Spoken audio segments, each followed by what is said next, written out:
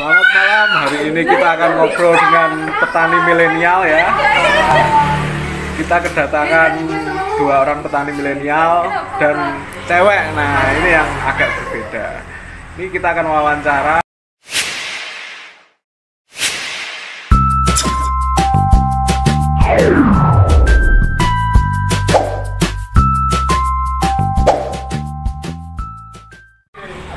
Ya, halo. Ya, itu yang di belakang itu adalah petani di bidang operasionalnya ya, langsung di sawah. Kita sudah bersama dengan ini ya petani milenial. Bisa perkenalan dulu? Ya, ini di samping saya. Perkenalkan, nama aku Nunung Tusmintaningrum, akrabnya dipanggil Nunung, bisa, Mita bisa. Sekarang udah semester 4 di jurusan Agroekoteknologi. Iya, universitasnya di Ponorogo. Oh ya, jadi ini bagi teman-teman yang pengen tahu di bidang pertanian, ini banyak nih anak muda yang benar-benar terjun. Nah, kenapa kok memilih dunia pertanian? Ya, agak pencitraan dikit ya, milestone-nya bagaimana, ke depan tuh bagaimana? Dari awal tuh aku mikirnya kayak gini. Sekarang kan penduduknya itu bukan semakin berkurang ya, tapi semakin bertambah. Perkenalkan, nama saya Rosa. Nah, ini sponsornya ya tadi, ayo. Sedangkan lahan pertanian tuh nggak makin meluas, tapi makin menyempit. Jadi gimana caranya menghasilkan makanan, tapi dalam teknologi yang Oh gitu ya. Lihat aja Mas Nio fokus sama Ya, ini petani apa ini? Ke sini. Kamu YouTube bilang YouTube lalu gitu. Oh, nggak berani. Oh begitu ya. Nah, berarti nanti kalau lahan semakin sempit itu solusinya bagaimana menurut kacamata anak mahasiswa pertanian sekarang? Sekarang kan marak ya kayak vertikultur, hidroponik. Jadi kayak bertani itu nggak cuma di tanah. Yang luas ya, berarti yang sempit pun bisa dengan teknologi seperti itu. Berarti arah kedepannya adalah petani yang benar-benar urban farming ya. Oh. Terus rencananya itu mau usaha sendiri atau gimana? Karena kan dari banyak potensi yang akan ke depan itu banyak potensi sebenarnya. Apakah nanti rencananya gimana itu? Rencananya ya pasti kayak daftar dulu kerja di mana gitu, ambil pengalamannya. Kalau dirasa udah mumpuni ya kita buka sendiri. Oh gitu ya. Tapi nyangkul mau ya? Udah pernah. Oh udah pernah. Nah kayak gini sih. Jadi kita jangan terpampang dengan gelar itu. Bagi kalau kata Rocky Gerung itu gelar itu sebagai tanda kita pernah bersekolah, bukan mencari ilmu. Terus berarti ini semester 5. 5 mau. Nanti rencananya skripsi ngambil apa ini? Kalau skripsi kayak belum ada arahan gitu loh. Belum ada arahan. Oh gitu. Berarti lebih ke arah spesifiknya yang suka yang pertanian vertikultur ya gitu ya? Lebih ke kayak pemanfaatan lahan sempit gitu loh. Oh, terus yang pernah dilakukan itu apa? Tanamannya apa? Terus hasilnya bagaimana? Oh, pernah sih magang di agrowisata. Oh, di agrowisata ya. Terus di agrowisata itu apa?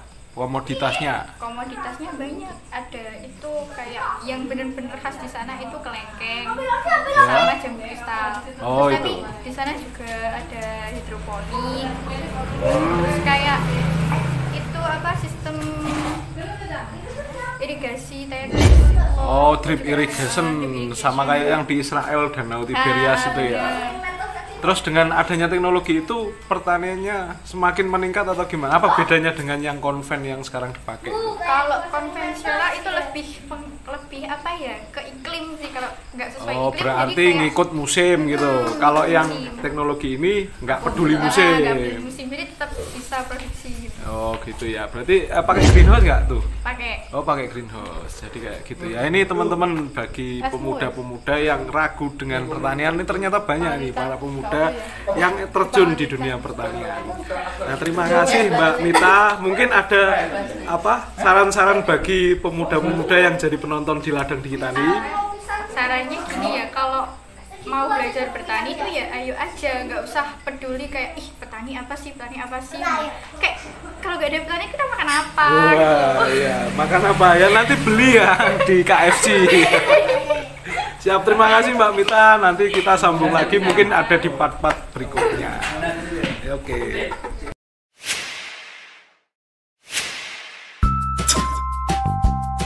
Nah,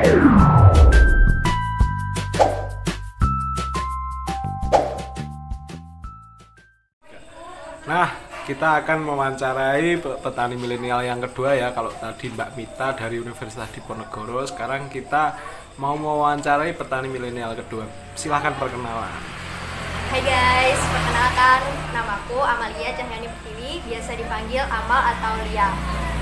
Aku sekarang kuliah di Polbangtan Joma atau Politeknik Pembangunan Pertanian Yogyakarta Magelang. Gitu ya. Nah, sekarang kan kita banyak pertimbangan nih untuk yang kedepannya. Kenapa kok memilih pertanian itu awalnya gimana? Terus apakah di sana itu menurutnya dari Mbak Amalia itu gimana gitu? Kenapa kok memilih itu gitu? Jadi awalnya itu kenapa saya milih pertanian tuh saya terinspirasi dari Indonesia itu negara yang agraris, di mana sebagian besar negara Indonesia itu adalah negara yang pertanian. Maka saya sebagai generasi milenial, saya ingin memajukan pertanian Indonesia, terutama di sektor-sektor pedesaan.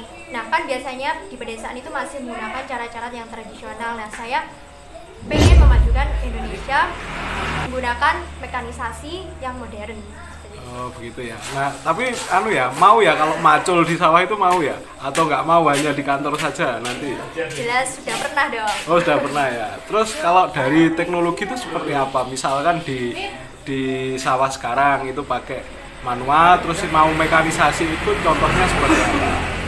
Jadi mulai dari pembibitan, nah itu kan nanti ada alatnya. Alatnya itu ya alat buat nanam padi gitu di sawah, terus pembibitan, terus mulai dari itu pemanenan, penyerangan hama. membasmi hama. Nah itu membasmi hama, lalu kemudian panen buat alat penggiling padi itu. Jadi semuanya akan seperti otomatis ya ke depannya.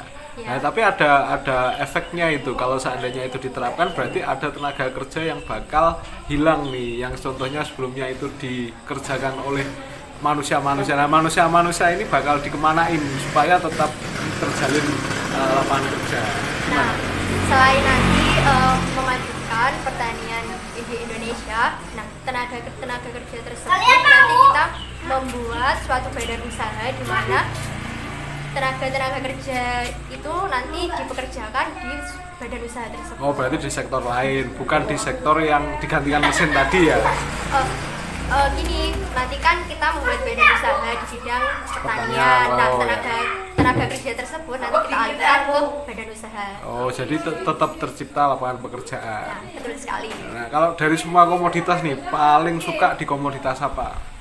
Kalau dari saya sendiri nih, saya kan dari prodi agribisnis. Nah, saya paling suka itu di sektor herbal atau lebih ke obat. Tanaman herbal. Tanaman herbal. Nah, kenapa? Dari hitung-hitungan usahanya lebih profit, lebih menguntungkan, atau dari penanamannya mudah atau gimana? Dari sisi apanya? Gini, kan sekarang di Indonesia itu Ya. sekarang di Indonesia itu kan banyak sekali nih menggunakan kimia gitu. Yeah. Obatnya mulai dari kimia, semuanya segala macam hal-hal tersebut dari kimia. Nah, dari sini saya pengen nanti manusianya kembali ke alam. Jadi contohnya menggunakan obat herbal, terus membasmi hama dengan cara organik. Oh, berarti organik ya metodenya, gaya hidup sehat. Berarti tanaman herbal itu hubungannya sama komoditas yang organik begitu. Iya, betul. Oh, berarti selama ini yang sudah diterapkan, misalkan pemakaian pupuk kimia digantikan oleh ini, apakah komoditasnya bisa naik atau malah turun? Nah, mungkin kalau dari hasil nih ya, dibandingkan dengan yang kimia, mungkin hasilnya itu lebih tinggi yang menggunakan kimia. Oh ya. Nah, tapi dari segi kita menggunakan organik itu kualitas itu bisa dijamin tinggi. Oh, berarti dari harganya pun ikut naik gitu ya? Iya. Meskipun produktivitasnya kecil, tetapi harganya naik, toh akhirnya ketemunya jadi tinggi gitu. Oh, jadi Herbal, kalau herbal boleh tahu tuh yang mana? Yang spesifiknya, misalkan jahe, ada ini, ada mungkin porang yang lagi hit juga, atau yang di sektor yang mana ini? Mungkin ini banyak orang yang belum tahu ya, atau mungkin menganggapnya seperti tanaman liar, seperti pegagan, beling. Wah, apa itu? Saya baru dengar malah. Oh ya, sambiloto tahu saya. Terus Pinaheng, seperti kan banyak masyarakat yang menganggapnya itu tanaman liar, tanaman yang penting seperti itu kan biasanya banyak tuh di sawah-sawah dibasmi, padahal itu kegunaannya tuh sangat banyak sekali. Wow, berarti nanti di sektor itu akan ditanami dalam skala yang gede gitu rencananya? Ya, seperti itu. Oh, ada rencana kedepannya setelah itu dipanen, rencana kedepannya akan diambil oleh siapa, sudah ada gambaran? Kalau gambaran sih saya pengennya mendirikan sebuah usaha tersebut di Indonesia. Kan ini tanaman obat atau tanaman herbal Indonesia kan itu masih pengembangannya itu masih proses mengembangkan gitu ya, masih belum bisa dibilang maju, jadi masih berkembang. Nah, itu nanti saya pengennya mengembangkan dan memajukan di sektor tanaman herbal. Oh, begitu ya. Ini masih semester berapa ini? Masih baru semester 2. Oh, berarti setelah lulus nanti rencananya akan fokus di situ ya? Ya. Oke, ya ini bagi teman-teman ya, kita sudah mewawancarai 2 petani milenial dan mereka adalah wanita loh. Jadi bagi teman-teman cowok yang nggak mau macul sebagai milenial, ternyata ada teman-teman wanita kita yang benar-benar terjun ke sawah. Jadi nah itu yang belakang itu petani operasional itu yang langsung terjun di lapangan itu. Jadi cukup sekian ya kita hari ini nge-vlognya. Mungkin untuk kedepannya kita akan membahas yang jauh lebih seru lagi. Terima kasih. Assalamualaikum warahmatullahi wabarakatuh. Halo, ya ini petani kita ini masa depan petani Indonesia itu mau dibawa kemana ini Mas Neo rencananya? Ke atas mau coba. Oh begitu ya. Jadi nanti pokoknya yang penting diusahakan untuk bisa berkembang gitu ya Mas Neo ya. Yang penting berarti. Nah itu teman-teman, sekian dari saya. Jangan lupa tonton di channel saya Ladang Kita.